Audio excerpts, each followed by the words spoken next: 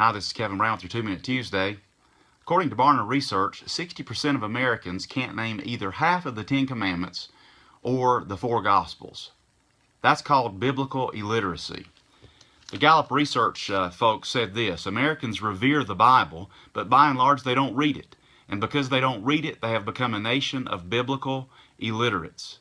And we wonder why we're in the condition we're in. Let me prove this point by some statistics here.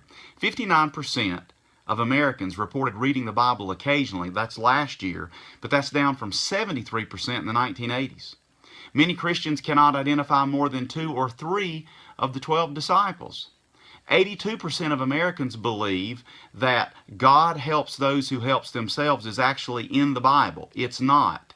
And those identified as born-again Christians did better by only 1%. 12% of Americans believe that Joan of Arc was Noah's wife. Can you believe that? Another survey of graduating high school seniors revealed that over 50% thought that Sodom and Gomorrah were husband and wife. One poll indicated that many believe the Sermon on the Mount was preached by Billy Graham and not Jesus. Folks, that's a shame. Dr. Al Mohler says this: we will not believe more than we know, and we will not live higher than our beliefs. Mohler's right. Mohler went on to say that Christians compromise in this generation. And we've done so, and that can directly be traced back to biblical illiteracy because of the absence of biblical preaching and teaching in our homes and in our churches. You know, pagan Americans should not be expected to know the Bible.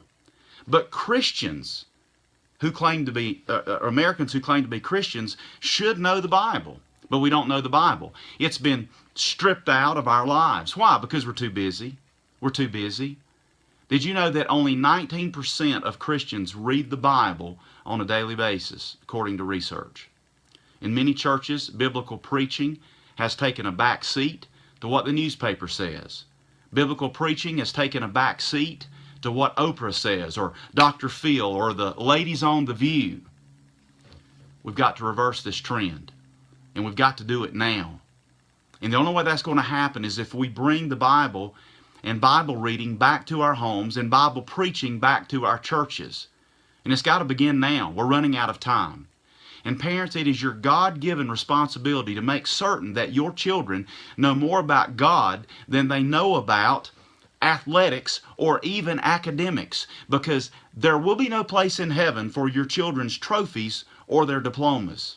Nothing wrong with education and athletics, but we have placed a premium on those things and not the things of God.